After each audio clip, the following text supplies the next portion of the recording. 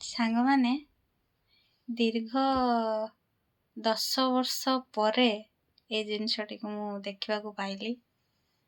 ଆଉ ଏଇ ଜିନିଷଟି ଆମ ଘରକୁ ବି ଆସିଛି। ତ କୋଉମାନଙ୍କୁ ଏଇଟା ପସନ୍ଦ କମେଣ୍ଟ କରନ୍ତୁ। ଆପଣଙ୍କ ଆଡ଼େ ୟାର ଦାମଟା କେତେ ମୁଁ ଜାଣିନି, କମେଣ୍ଟ କହିବେ ଆପଣମାନେ।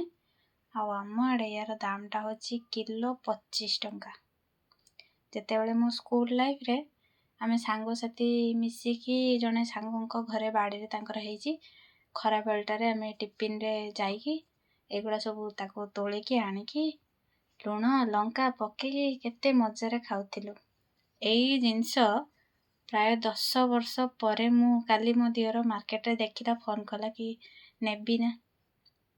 ଆଉ ନେବି ନା ପଚାରିଲେ କ'ଣ ହବ? ଏଇ ଜିନିଷଟା ଛାଡ଼ି ହବ ନା? ପ୍ରାୟ 10 ବର୍ଷ ହେଇଗଲା। କାହାକୁ ପସନ୍ଦ କମେଣ୍ଟ କରନ୍ତୁ ହେଲା।